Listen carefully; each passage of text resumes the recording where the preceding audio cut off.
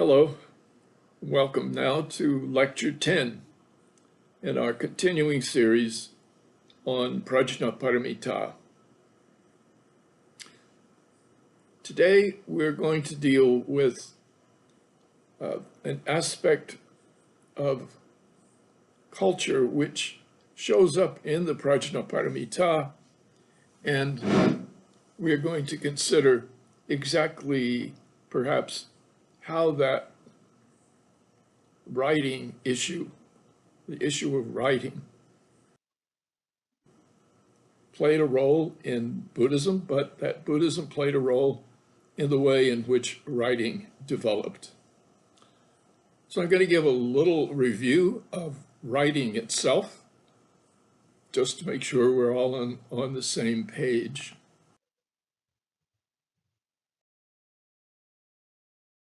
Our oldest script comes from the Sumerians. At least 5,000 years ago, very early.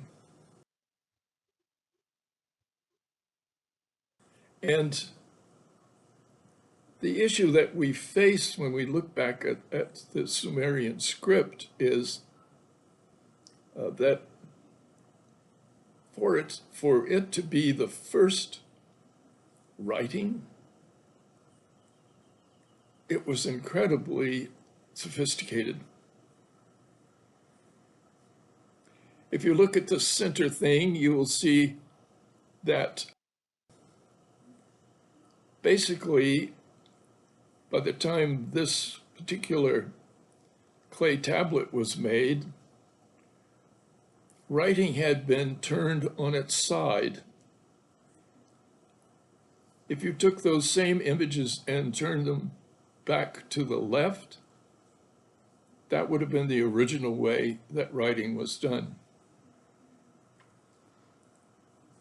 In recent years, people have begun in Buddhism to study what's called cult of the book. And it's been good research, and it's needed. But today I'm going to suggest to you that we're dealing not just with the production of a book and then the reference toward that book. Actually, we're dealing with literacy, reading and writing. Now, Sumeria was, of course, an ancient culture. We feel that it was the birthplace of very much of what we've been able to call in the past Western civilization. When I was a college student, we studied Western Civ. And it started in Sumer and basically ended in California. That was Western civilization. Of course, today we recognize that there is no big cultural line that runs through Sumer, and that Eurasia and the cultures of Eurasia are far more complex than the idea that this was a seed which was unique with nothing to precede it. We see in the last one that, of course, Mesopotamia took whatever was being developed in the original Sumer and spread it all the way to the Mediterranean. And that we find it going from there to Egypt, and you'll see the green line going down the Nile. Egypt basically is not a solid landmass. Egypt is the Nile River and its banks. That was where people lived. That was where that culture took place. So the whole idea behind literacy is one of mankind's great achievements. that you could take a symbol, attribute a sound to it, figure out that you could place those symbols in a line, and the line would represent words and phrases and finally text. It's not something the brain does by instinct. You have to learn it. You have to be taught. You have to train the brain to read. It doesn't come like language, spoken language. It's very different. If you will, it's foreign to us. It was one of the most fantastic inventions because it gave us a way to store memory, to create records, to communicate without being present. So literacy was really a big issue.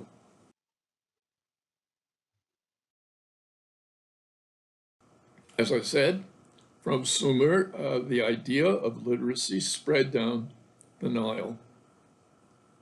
And the Egyptians had what we call hieroglyphics, pictures.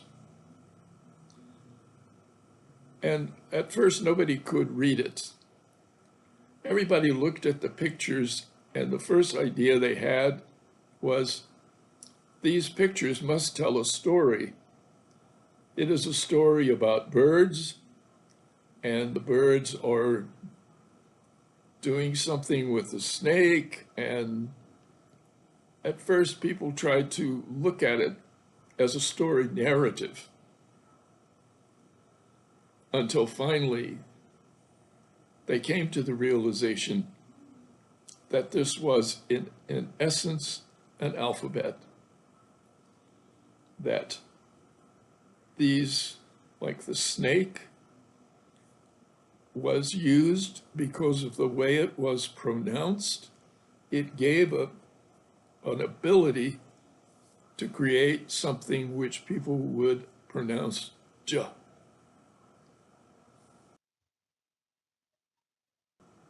Now, the hieroglyphic culture has disappeared. People had lost the ability to read it. It was only recaptured by scholars in later centuries, and it required what was called the Rosetta Stone, where they found hieroglyphics matched with Greek so that they recognized it is a language and these are sounds. If you're taking notes today, if you've made an M, the letter M on your page, you just wrote a hieroglyphic. That's one of the hieroglyphic symbols that has come down to us through our Roman letters. In the hieroglyphic, it was 3 waves, those waves.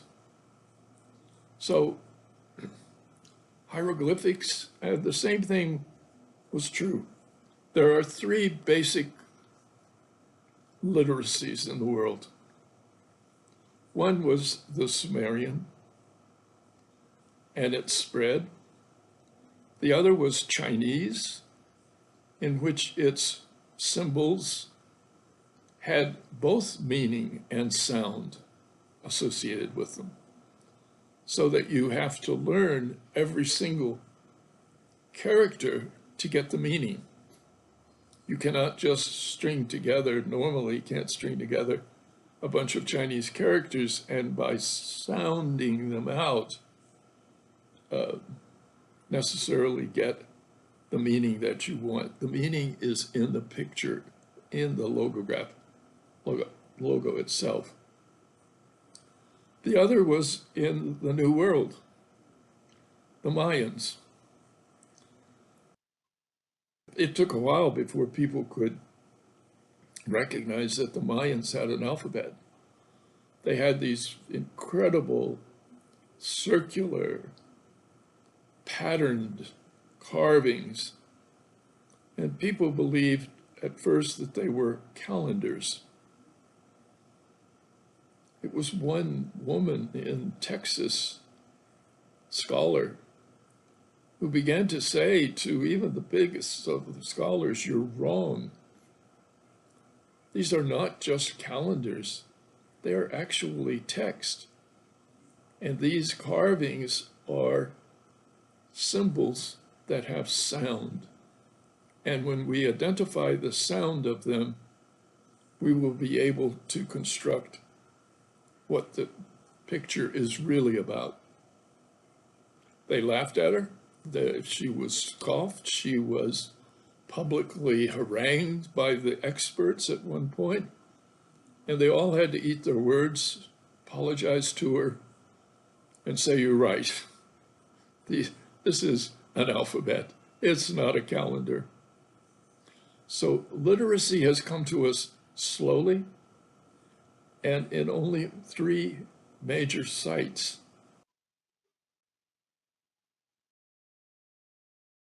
What is surprising is that India doesn't get it until very late. Why did India not have some form of literacy? To the west, it had Mesopotamia and Sumeria with these symbols, which were alphabets. To the north, it had China with its characters. For a time, the Mesopotamian culture probably influenced the Indus Valley. And on seals, we can find symbolic representations that we do not know what they are or what to do with them. They are found at places now called Mohenjo-Daro and Harappa. And these seals, nobody can read. People have tried, like they did with every other time with hieroglyphics and with the Mayan, to say that they have meaning. It looks like a person sitting in yogic posture, so therefore it has the meaning of yoga. I suspect that they are for sound, but I don't know. Nobody's solved it, and I'm certainly not going to. So it wasn't until the time of King Ashoka, can you believe it?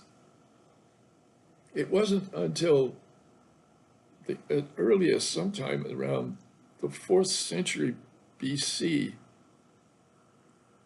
that we began to have an example of alphabetic writing of text on polished stone pillars in India from Ashoka, borrowed it from the Persians,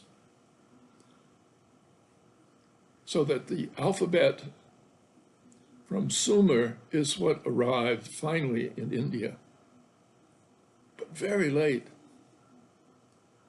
And it's still a wonder to me as to how that could have happened. And I think that part of it was that the subcontinent was split into many small minor kingdoms.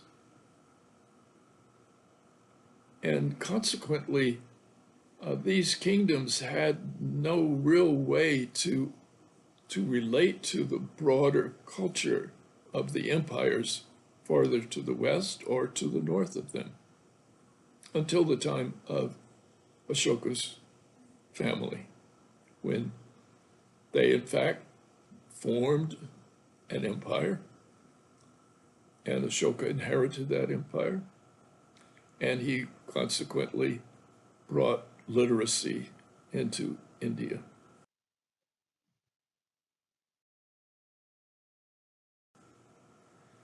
So this tells us that what we now have, for example, is Devanagari. If you look at the chart, you can see how over time, glyphs, the way in which you write things, changes.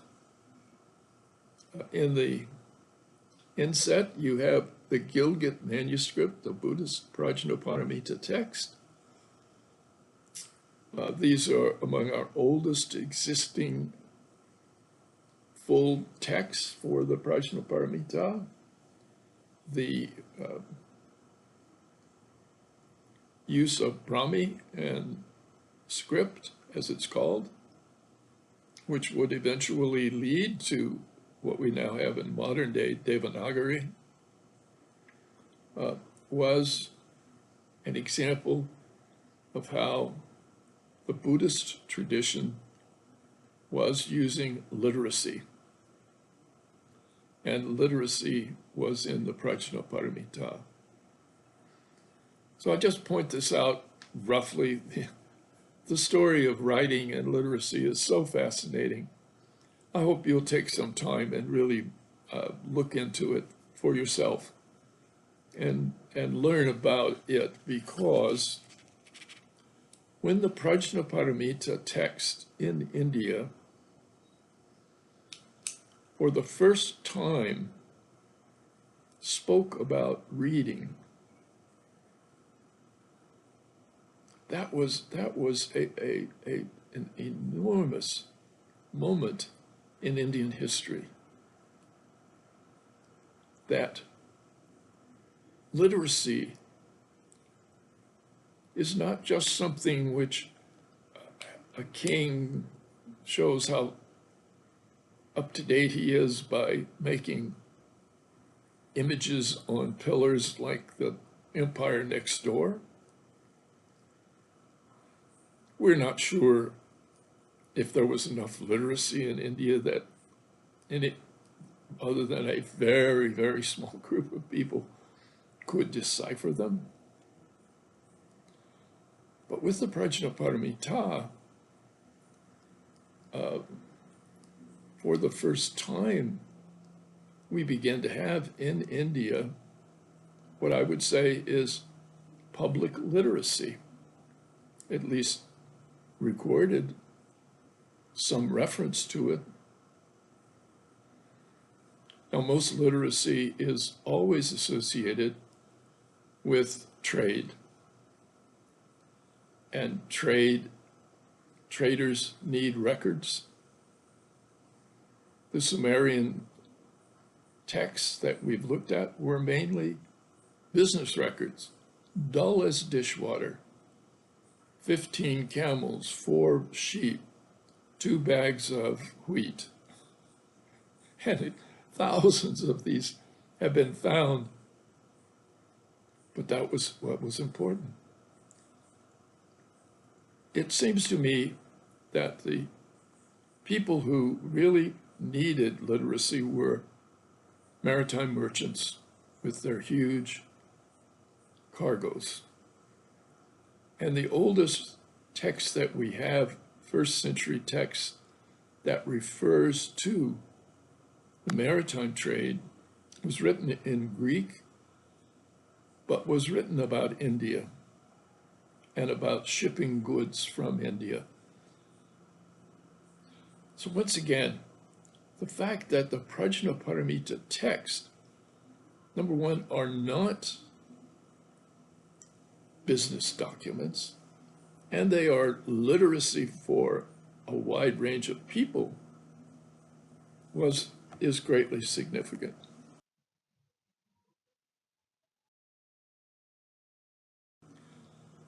So let's go back to the Prajnaparamita itself just for a moment. Before we were looking at the gods. The gods are not very happy with the Prajnaparamita, we said last time. They kept saying, oh, this is really hard. Oh, this is too difficult. Oh, we can understand the Yakshas, but we don't understand what Subhuti is saying. But nevertheless, we find that the Buddhists are taking Prajnaparamita, which is written. So the four kings of the gods address the Buddha, and they say, if gentle sons and daughters take up, bear in mind, recite, study Prajnaparamita. I think the question there about study means probably reading it, and practice as it is taught. Hey, we're going to take care of them.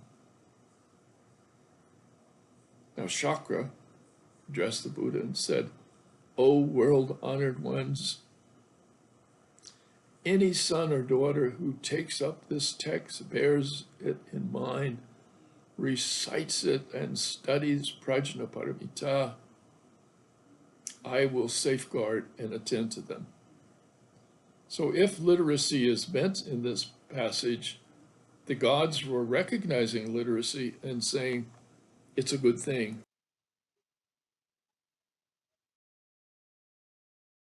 This is immediately followed by one of the passages which is used by those who deal with the cult of the book.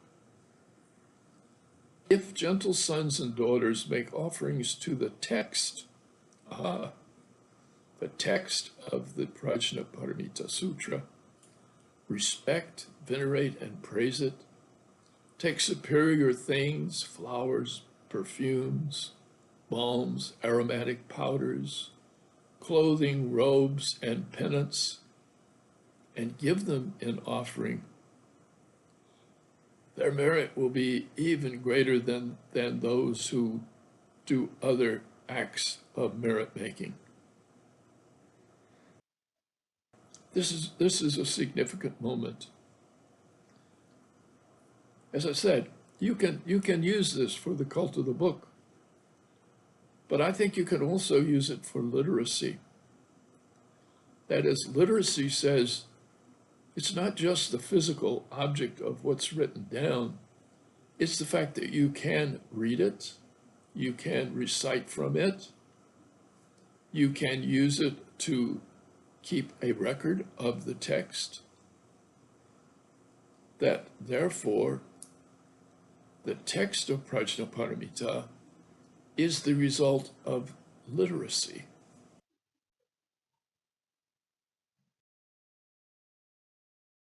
And the praise for this goes on and on. It says, "O Kaushika, the merit which can be gained by doing merit-making activities can be enormous. But nothing that you can do would compare if a son and daughter were to give the text of Prajnaparamita Sutra to other people, letting them write out, study, and recite it. Their merit would be even greater." In other words, the one thing about literacy and the fact that you can create a written record means you can share it. You can give it to others. And you can encourage them, hey, learn to read and write. Make a copy of this. Learn how to do that. If you do, you're going to have such incredible merit. So when we look at literacy in India, in the Prajnaparamita, we may be seeing the time when literacy first came to be used for something other than business records, came to be used for something other than the pronouncements of a king, and were used for culture, religious, spiritual teaching, which has been transferred from an oral tradition into a literate one. and that this can now be distributed as it was, as we know, sent all over the place. The merit that you get from this is far beyond any other merit that you can get. I think that once literacy had been introduced and that the Buddhists helped do it, I believe that the Buddhists were very instrumental in the use of writing, and that in particular, the Mahayana school built itself on writing, and that while the oral tradition remained strong in India, and not everybody accepted this written literacy, the Prajnaparamita continues to say, it's so great, it's so important, it'll give you so much merit.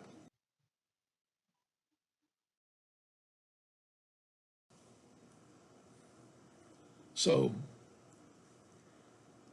the Buddha says, O Kaushika, that is chakra, if living beings filling the continent of Jambu were all to aspire to full perfect enlightenment, and if gentle sons and daughters were to give them the text of the Prajnaparamita Sutra, letting them write it out, study it, recite it, that is, I think, the idea of reading it out loud. Would this person attain great merit or not? Well, it's a no-brainer to think what the answer to that question is, because the text is filled with this kind of question. But as you can see as we go through this, that the idea of literacy, of being able to read something, maybe read it out loud, recite it, the spread of literacy, getting it to other people, teaching them to copy it, making literacy a spiritual quest, was one of the ways in which India became literate, I think. So that when we read the Prajnaparamita and these passages, they go far beyond just this text. They go far beyond just this, as at this early period of the text, probably a marginal movement. The Buddhists were bringing to India this incredible technology of communication, of history, if you will. People are always moaning that India has no history. It's hard to have a full history if you have no way to record your records. People can recite the narrative of your history over and over, but literacy gives history a whole different development. And so today, if you say it's historical, you mean it's literate. It means I have a text. And if you don't have a text, it's not historical. We made history equal written text.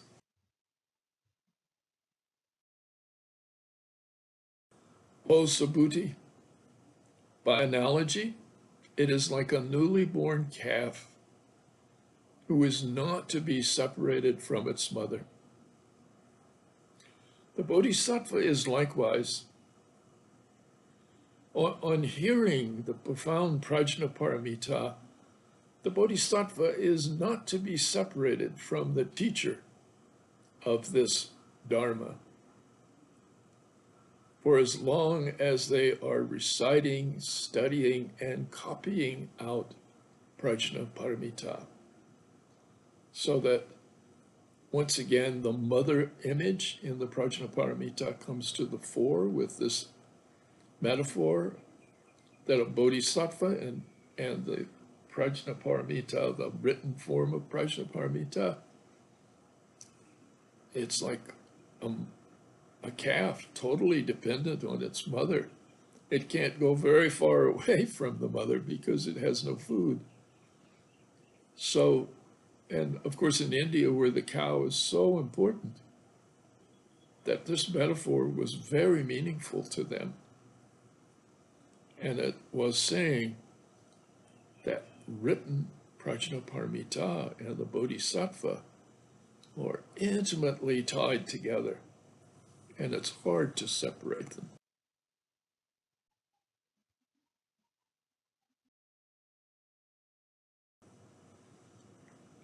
It goes on, "O Kaushika, what do you think? If all the living beings in the continent of Jambudvipa were to be endowed with the 10 courses of wholesome action, the merit attained by those people would not compare to that person who hears this Prajnaparamita, writes it out, receives, upholds, recites, and studies it. It would not be 100th part, not 100 quadrillion part comparable. It wouldn't be able in any sense to compare the merit for this single hand writing down the text of the Prajnaparamita with millions of people doing meritorious action. In this way, Prajnaparamita has now given writing a place in history and a place in the religious tradition which is incomparable, immeasurable, if you will. And you can understand that as a result, in many ways, Mahayana became textual, not so much as monasteries and monks doing a particular practice. The real force of Mahayana, I think, was the fact that they had taken literacy and made it a spiritual issue that was so important that just by having and writing, not just worshiping the text, but being involved, giving it to others, comparing it, reciting it, studying it. This is the place where literacy now has come to India, and the Buddhists have brought it into this arena. So when we read the Prajnaparamita and we're reading the primary text, that primary text may well be the one document which was the cultural seed for this type of literacy in India.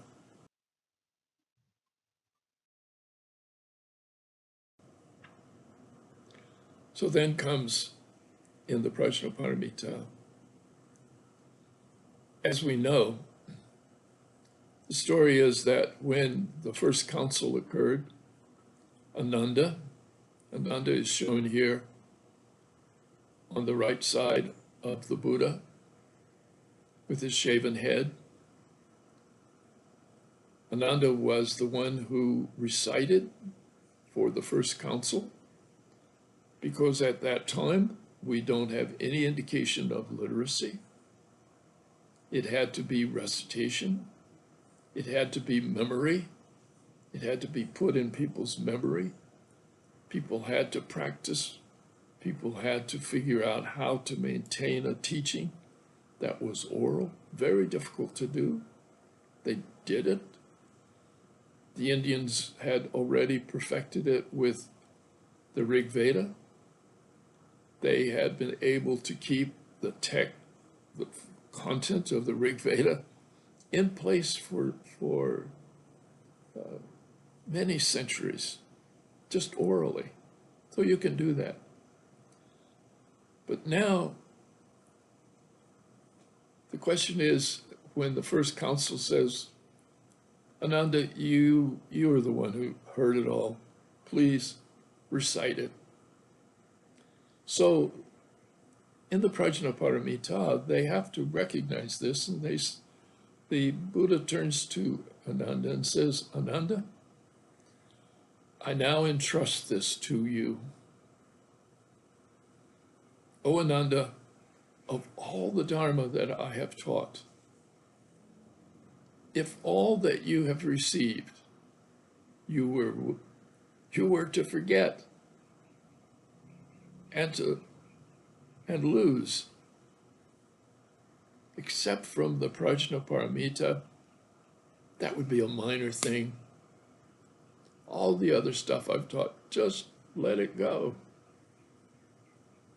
However, if as when you receive the Prajnaparamita, you were to forget and lose as much as a single sentence, that flaw, that fault would be most grave.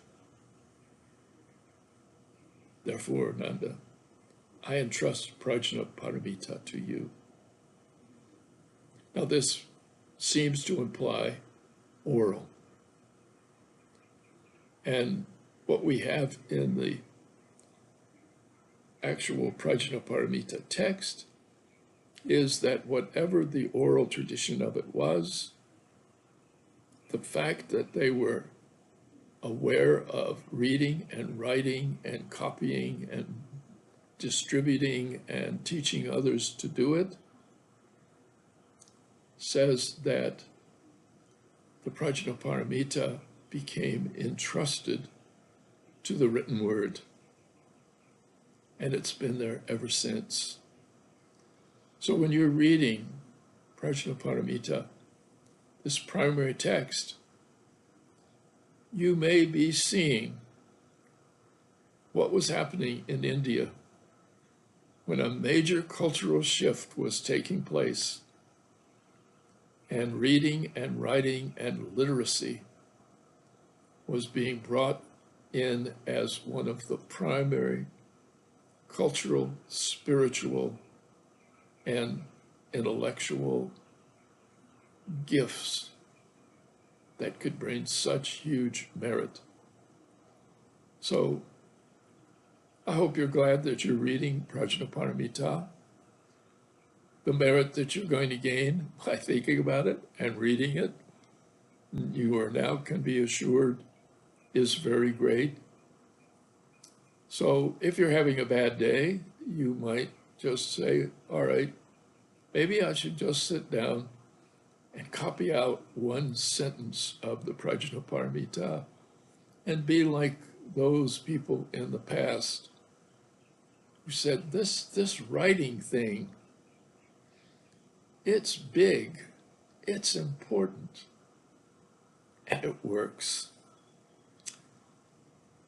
Thank you very much. I'll see you next time for our next lecture.